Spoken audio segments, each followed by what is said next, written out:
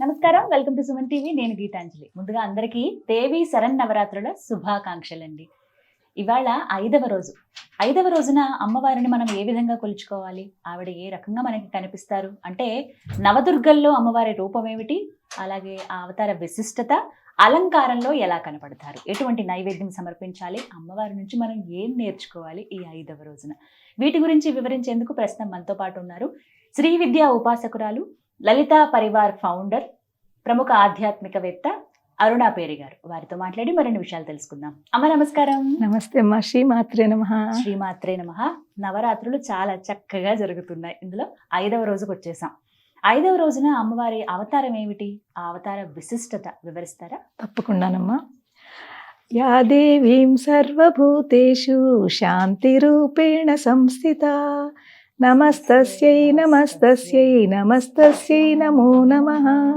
ఇక్కడ మనకి పంచమి రోజుని 5వ రోజు అమ్మవారిని మనం స్కందమాత, స్కందమాత అంటే ప్రథమం శైలపుత్రీ చ ద్వితీయం బ్రహ్మచారిణి తృతీయం చంద్రఘంటేతి కూష్మాండేతి చతుర్థకం పంచమం స్కందమాతేతి స్కందమాత.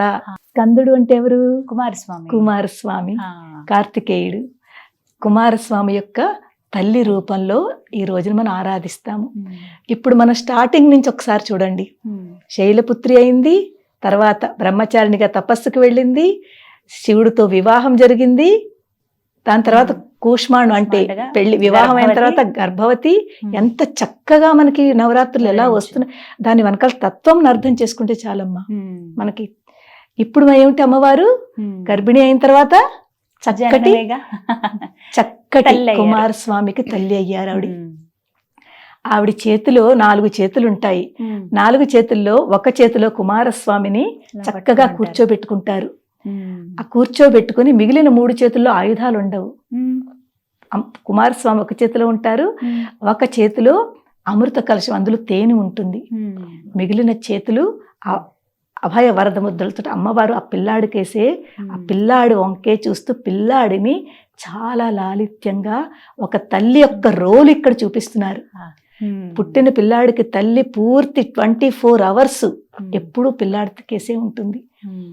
రాత్రింబగలు ప్రతి తల్లి కూడా పిల్లలు పుట్టిన తర్వాత తనవన్నీ మర్చిపోతుంది, తన సర్వస్వం మర్చిపోతుంది. మర్చిపోయి ఆ పిల్లడి మీద పూర్తి ప్రేమతత్వము, మాతృత్వం చూపిస్తూ ఉంటుంది.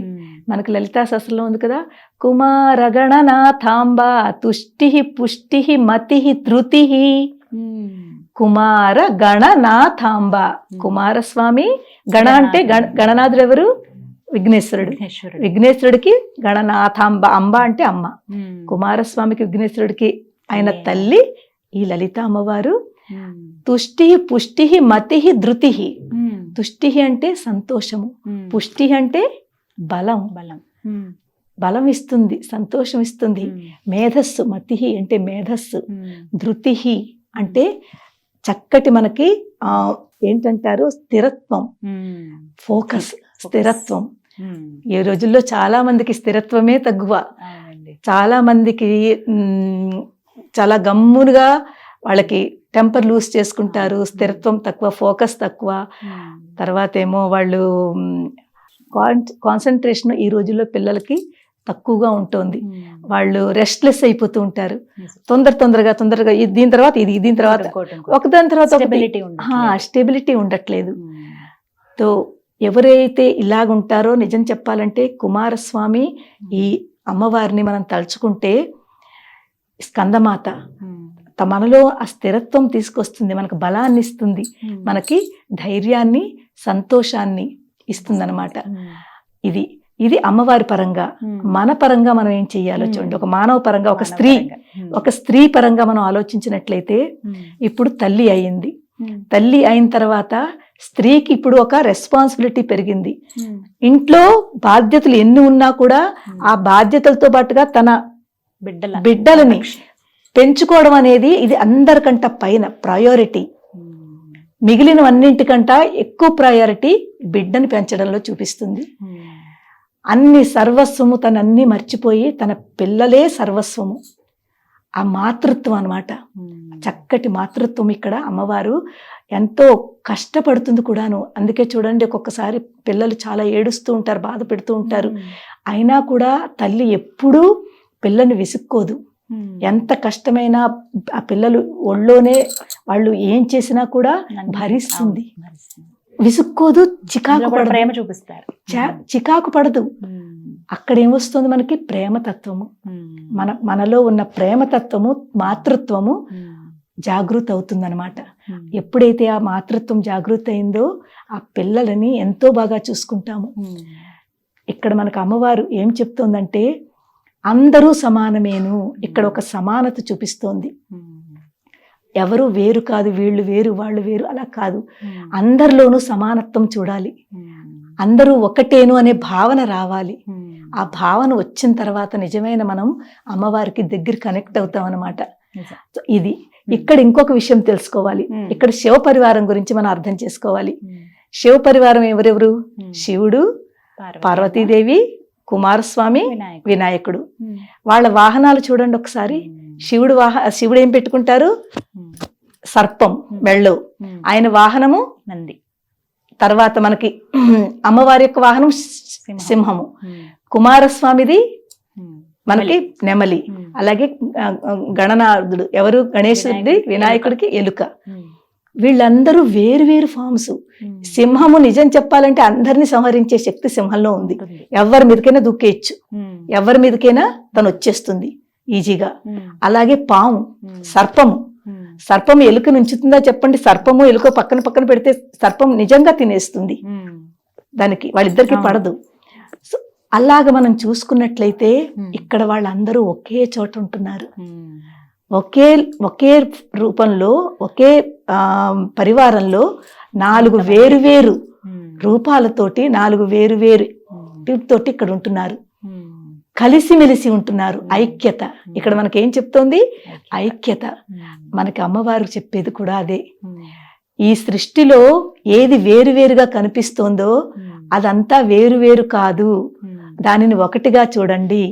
నువ్వు వేరు, నేను వేరు ఈ భావన పెట్టుకోద్దు. అందరిలో సమానత్వం చూద్దాము, అందరినీ సమానంగా చూసుకుందాము. ఐక్యతను ఇక్కడ మనకి అమ్మవారు తెలుపుతోందనమాట. ఈ విధంగా సో ఈ స్కందమాత. ఇంకొక విషయం ఏంటంటేనమ్మా, స్కందుడు అంటే కుమారస్వామి కదా, చాలా పవర్ఫుల్. అతను సేనాధిపతి అన్నమాట. కొంతమందికి ఈ ఎవరైతే పిల్లలు పుట్టని వాళ్ళు, తర్వాత సరిగ్గా టైంకి పెళ్ళవ్వకుండా చాలా లేట్ అవుతున్న వాళ్ళు ఈ కుమారస్వామిని చాలా పూజిస్తారు. మనకి ఆంధ్రాలో, తర్వాత మన భారతదేశంలో కొన్ని ఇంపార్టెంట్ మందిరాలు ఉన్నాయి. కుక్కే సుబ్రహ్మణ్యం విన్నారా? కుక్కే సుబ్రహ్మణ్యం. అలాంటి చోటకి వెళ్ళి ఒక రకమైన పూజలు ఉన్నాయి అక్కడ. ఆ పూజలు కనుక చేస్తే తప్పకుండా వాళ్ళకి ఫలిస్తుంది. అంటే కుమారస్వామి అంత పవర్ఫుల్ అన్నమాట. ఇక్కడ మనకు అమ్మవారు కుమారస్వామి స్కందమాత కింద వచ్చిందంటే మనకి కుమారస్వామి లాంటి ఒక చక్కటి తత్వాన్ని మనకి ఇస్తోంది. మనం దాన్ని అర్థం చేసుకుని, మనం ఆ తత్వాన్ని అర్థం చేసుకుని, ఆ ధైర్యము, ఆ శక్తి, ఆ పవరు మనం కూడా మనలోకి తెచ్చుకోవాలి, పొందగలగాలి. ఇక్కడ మరి అలంకారాలలో 5వ రోజు ఎలా కనబడతారమ్మా? ఇక్కడ అలంకారాల్లో కొన్ని చోట్ల మనకి చండికాదేవి కింద చేస్తారు.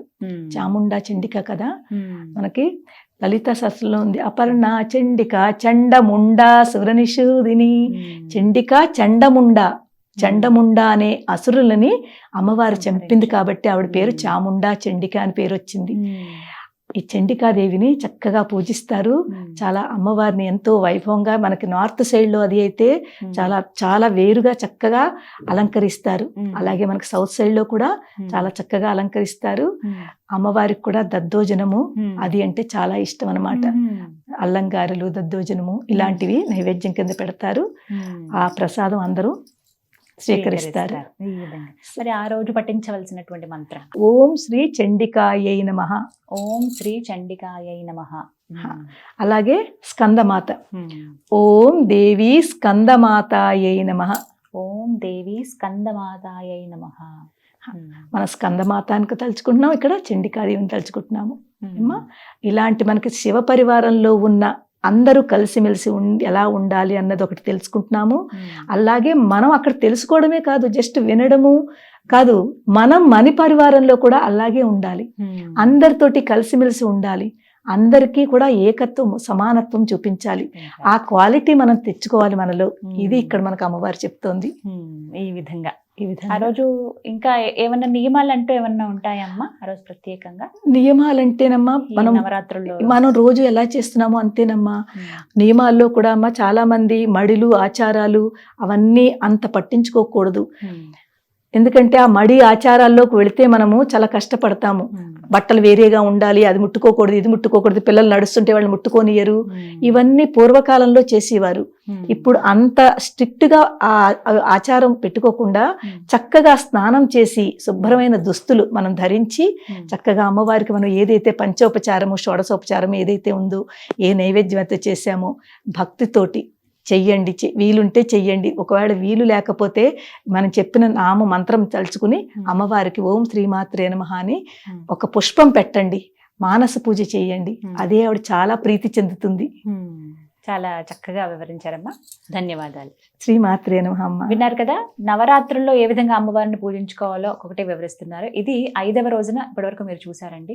మిగతా రోజుల్లో కూడా ఏ విధంగా అమ్మవారిని పూజించాలో తెలుసుకోవాలంటే దీనికి సంబంధించిన వీడియోస్ అన్నీ కూడా ఉంటాయి. మీరు అవి కూడా చూసి ఎలా కొలుచుకోవాలి అమ్మవారిని తెలుసుకొని చక్కగా పూజించుకోండి. ఇది వాటి వీడియో. నమస్కారం.